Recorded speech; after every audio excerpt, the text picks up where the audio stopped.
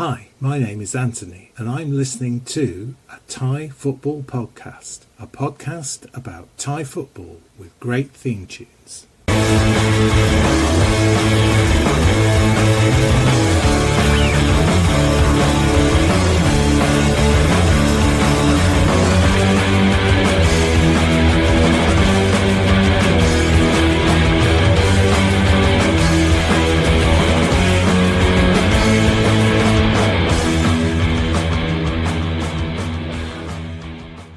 สวัสดีครับ We are back after the long break.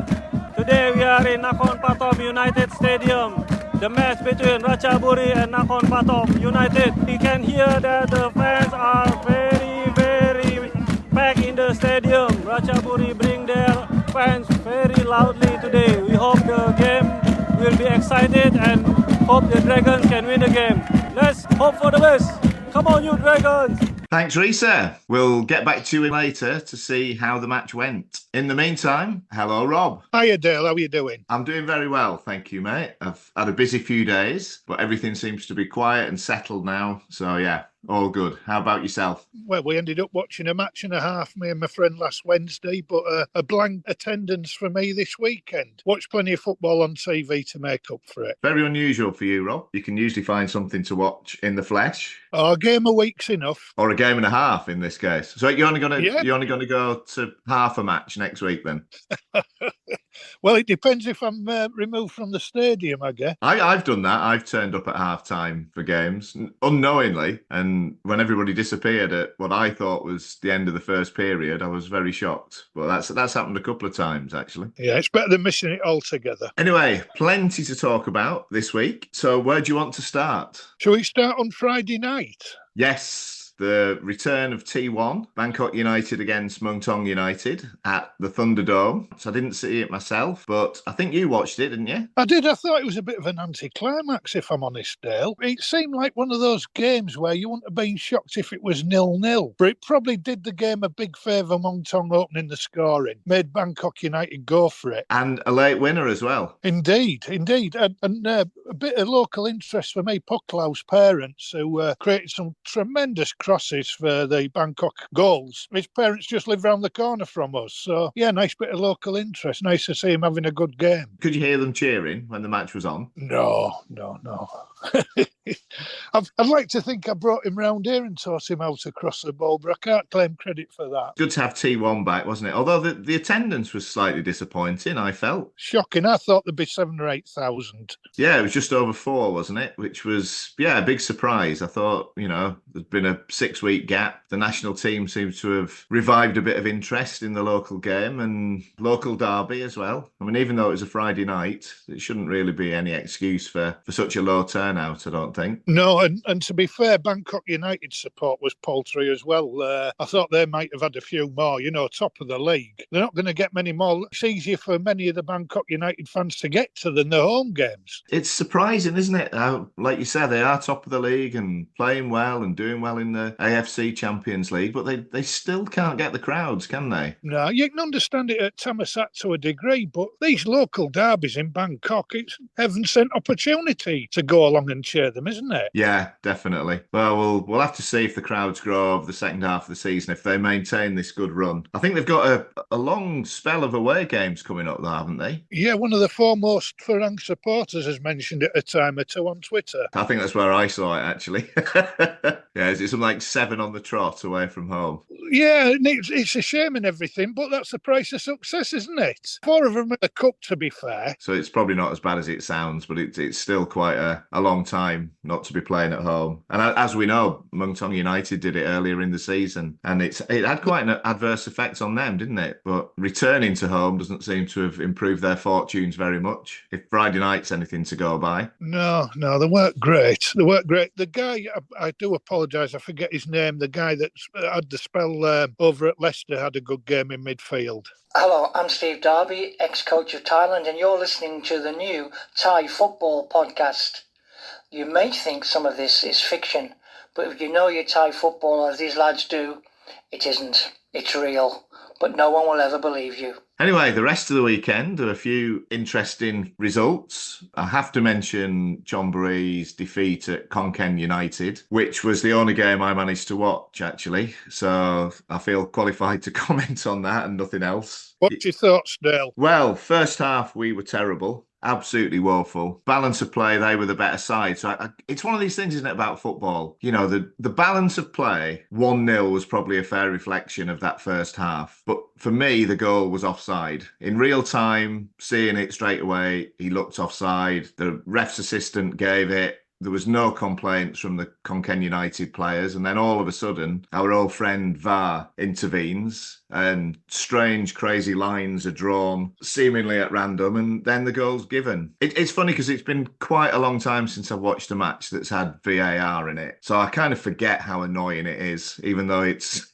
something that bugs me so much. So to go behind in that manner, and especially practically the last kick of the half, was very disappointing. There was a slight improvement second half, but, you know, we can't afford to be losing games like that. I mean, you know, the old cliche, 6-pointer, and, you know, we find ourselves cut further adrift. And Wednesday, we've got Terror at home, Police Terror, which is, again, reverting to cliches, a must-win game. I think if we lose that, that's it. I can't see any way back. We have to win on Wednesday. Yeah, and just mentioning Vardale, it's funny you say that. On Friday night, there was a VAR check for a penalty which was absolutely hideous. It was bonkers. You know, I was following it on social media as well, and nobody could believe what they were seeing. And the problem is these guys have had a couple of months off and they want to be noticed again. There's probably an element of that. I mean, I just, the more I see it now, the more it annoys me. It really annoys me. Like I said, most of the football I watch these days doesn't have it. T1 is probably the only league that I watch that uses it. So yeah, it does. It really bugs me. I think we should get rid of it. And it's one of these things, isn't it? Brenner missed a really good opportunity in the second half for Konkan United. And that's all part of the game, human error. Like, he doesn't get a second chance, does he? He's through on goal. He's only got the keeper to beat and he shoots wide. That's it. He's made a mistake and it's part of the game. You know, he can't say, oh, just a minute, can we just rewind and I'll do that again and I could probably score this time, which effectively is what VAR does. I don't know, it just annoys me, Rob. And nothing that anybody will say will ever convince me to change my mind about VAR. I didn't want it in the first place, and I want it even less now. Well, you mentioned Terror there, and there was an incident in the game last night against Port. Port were given a penalty, and it went to VAR, and I couldn't believe my eyes. It was the most stonewall penalty you've ever seen. Honey cleaned somebody up. You know, somebody says, oh, he might have got a touch on the ball. Well, I did mention on social media, was it his left or right? Because it was a shocking challenge. I could see it from here. I'm the other end of the country. I mean, I can't comment on that incident because I didn't see it, but that's Sorry, the VAR bloke didn't see it, obviously. Otherwise, you'd have told the referee to stop wasting time. It's a mess, and the sooner we're rid of it, the better for me. Anyway, let's move on. You've mentioned Port against Police Terror, game you watched. So how was that, VAR incidents aside? Well, I tell you what, Port were outstanding, Dale. They would have beaten anybody last night. They're on a roll. Charlie Clough again, superb. In fact, some Terror fans I know, expats who stayed with us the other week, they were at the game and they weren't sure of the player. They said, who's that 28 for Port? He's superb. And he was. He was absolutely outstanding. And he sets the benchmark for the rest of the team. One thing I would say, they know the football to the lads who go and watch Terror, and they would be happy that they only lost by 4. But to their credit, they were a man down after about an hour. A correct decision, a shocking challenge. But they went for it. They didn't decide to shut up shop and damage limitation. They kept going forward and created a couple of good chances. Good attitude. Yeah, they seem to be on a roll, don't they? Still very much in the title fight. Just looking at the top of the table now, top 4 are a long way clear of everyone else. I know it's become a running joke on this programme, Rob, but are you sticking by your Buriram United prediction? I am, yeah. Although Bangkok did impress me, the way they didn't play particularly well on Friday, but they found a way. And that is a good sign when you're chasing honours. Again, we'll drag another cliche out. If you can play badly and win, that is a good sign, isn't it? But I think now you've got the top four. You've got Bangkok United on 37, Buriram on 33, Port on 32, and BG Pathom United on 30. They've all played 16 games. Two-horse race, or do you think Port or BG Pathom United could launch a serious challenge? It's so unpredictable, and it's a great feature of the league this year. Anybody can take points off each other. So you've got to say it's a four-horse race. I mean, after that, Dale, it's virtually a 10-team tombola who goes down. Oh, the bottom of the table's crazy, isn't it? I mean, Chiang Rai United are in 5th, and they've got 22 points. And then the team in 14th place, which is the last relegation slot, have got 17. That's trapped. So it's absolute madness, isn't it? 11 points separate 5th from bottom, which is crazy. You won't want to be doing many fixed odds coupons on Thai League One this season. Seriously, No. Anybody beat anybody. Lampoon was superb last night, but ran out of gas against Buriram. I turned over, by the way. It was 1-0 to Lampoon, so I apologise to any Lampoon fans. As soon as I turned over, Buriram equalised. That's your jinx, isn't it? It even applies when you're watching on the telly, by the sound of it. Well, Jamie complains and wants me not to go anywhere near the Thunder Castle. So I did them a bit of good last night. Well, if Chonburi are winning at half-time on Wednesday night and you're watching, keep watching, Rob. Don't turn off. I'm afraid my attention might be on the Port Muang Thong game Wednesday night, where hopefully, and we're still waiting for official confirmation, away fans might be allowed for the first time in 9 years, which is going to be a welcome development. Oh, absolutely. It's long overdue, isn't it? And funnily enough, you mentioned this in an earlier episode. Now, think about the timing of it. I haven't seen anybody else say this on social media, but the timing of it is interesting. When you consider who's moved on from Port, and the minute that person has gone, all of a sudden, we're looking at having away fans allowed back in again. And you said a few weeks ago that Pang would be happy for the ban to stay in place as long as she was involved in Port, because she didn't want anything to derail her challenge for the head of the FAT. So do you think it's a coincidence? A massive coincidence, but hey, can you imagine if she has to discipline Port if there's disorder on Wednesday night? Well, that's another factor, something I'd not considered. But I read on one of the Port, either the Facebook fan page or a Twitter account, I can't remember which one now, that she's been instrumental in getting the ban lifted. And I just find it strange that she was there all that time and didn't seem to make any effort. And then the minute she's, how can I put this? The minute she's no longer associated with the club, it looks like the ban's going to be lifted. I find that quite strange. And it's a great start to her tenure, isn't it? Look at me, look what I've done for Thai football. Yeah, definitely. Just a coincidence. We're very, very cynical. But putting all that aside, it is a step in the right direction, definitely. And I just hope the match passes off without incident. I can't see anything happening, to be honest. I think, again, it's all about perspective, isn't it? And, you're just, as I found out, you're a couple of years younger than me. But when we were going to football, I can remember my earliest days watching football, there were just fights the whole time, before the match, during the match, after the match. It doesn't compare, does it, what we've got now? These incidents, and especially in Thailand, they are very isolated. Well, I always laugh when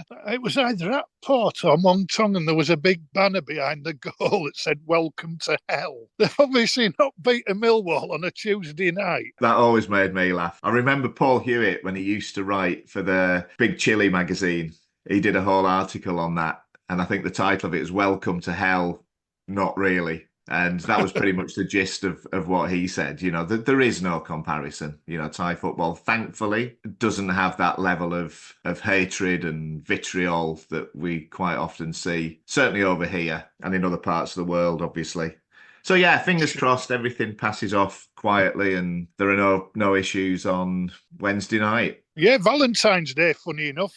A personal appeal from me. I'm at the next home game at Port, so please behave. I want to take my friends to it. Yeah, you don't want a stadium ban, do you? Closing the ground for the next 6 weeks or whatever. I've already found out that it's a religious day and there might not be any booze in town, so the last thing I need is a stadium ban as well. That's when I go, by the way, not Wednesday. So that'll be the week after, will it? Yeah, the 24th.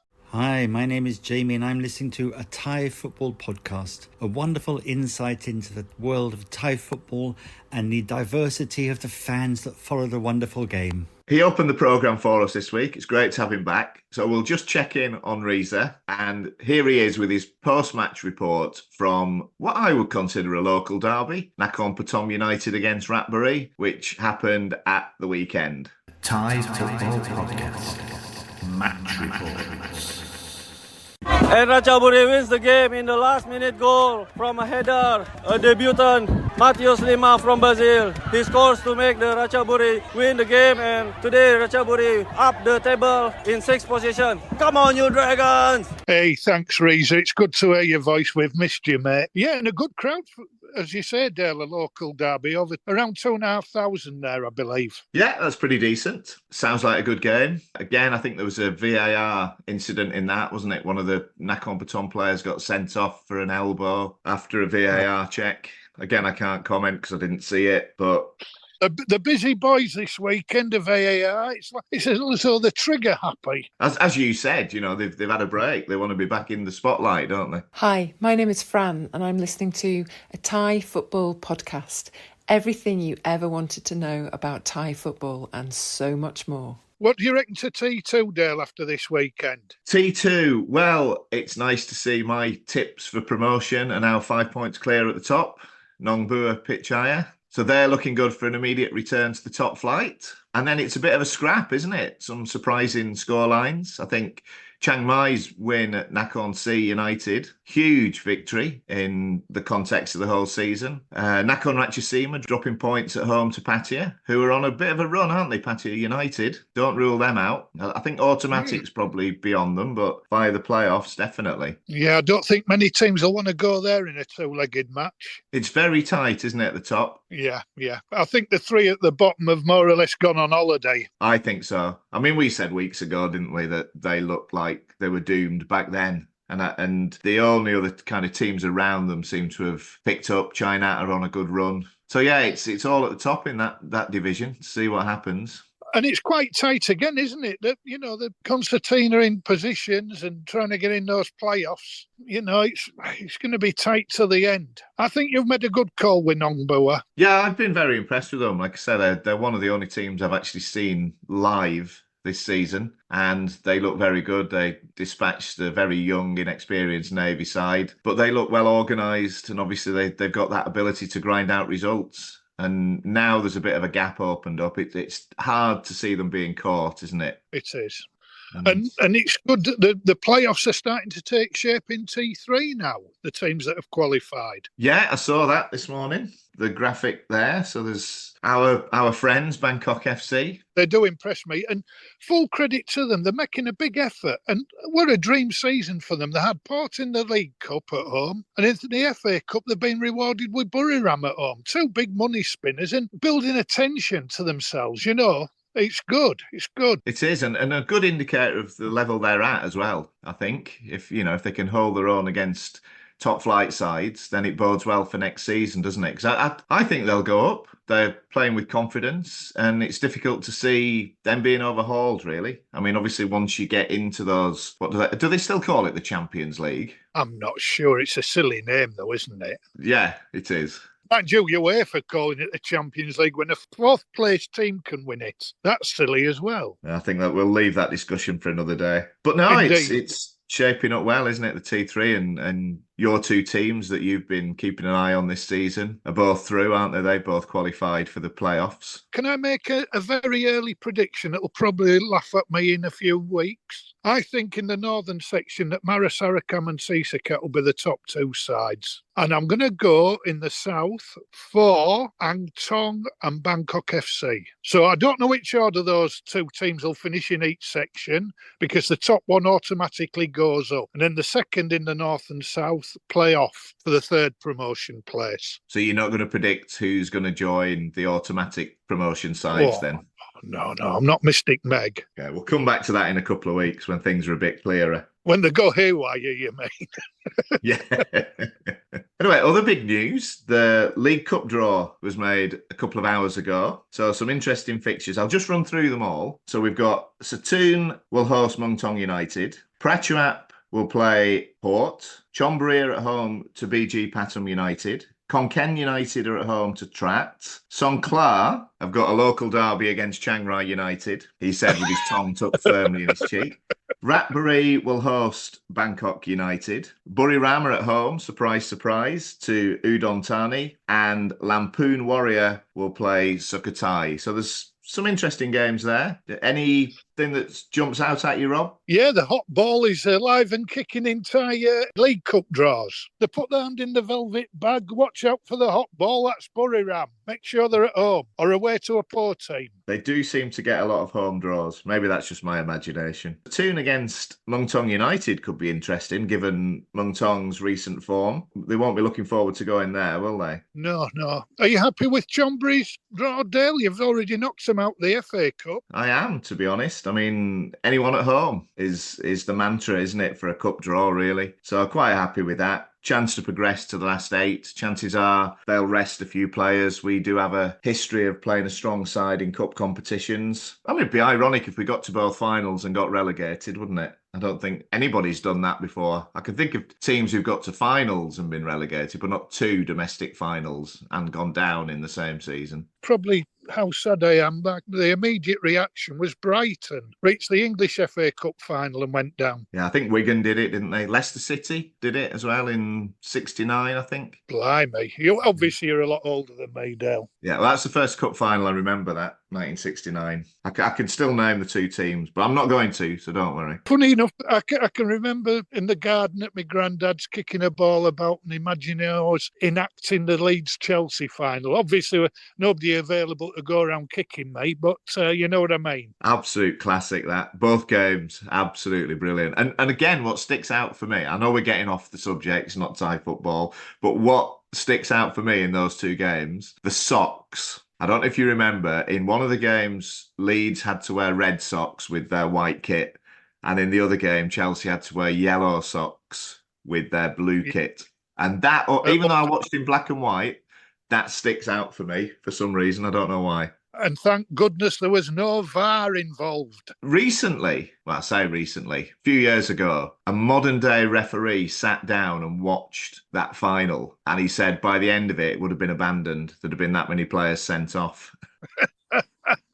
Anyway, we're digressing. Hi, my name's John, and I'm listening to Thai Football Podcast, the Thinking Person's Thai Football Podcast. We're going to close this week. We've had a couple of listener questions, something we were doing a while ago, but we've had a couple more sent in, so we always welcome these. If anybody wants to submit something, and we'll try our best to answer them. So the first one, I guess, is mainly for you, Rob. It's from David, and David wants to know. He said, would you rather go to a T1 game with a full house or go to a T3 game with a few dozen supporters? Which would be your preference? It depends which game offers me a full belly and a good day out.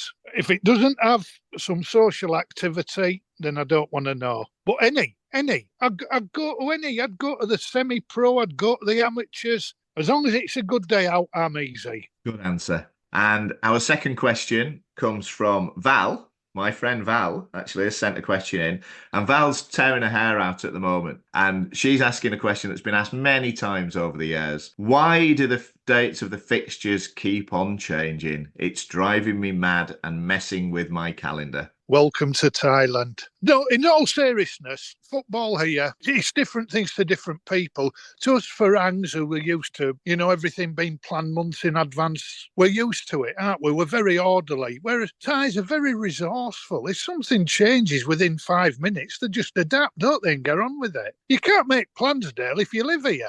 So, and football's not that high in importance, is it, to a lot of Thais? And they presume you just get on with it, It is frustrating, but that's the way it is. It won't ever change. I don't think it will. It's pretty much been the same ever since I've been watching. I can remember a couple of seasons where we didn't have the lengthy breaks that we have now, and the fixture list was adhered to quite closely. But yeah, I mean, I think for a lot of people, I mean, I can understand why there was a long break for the recent AFC Asian Cup. That was fine.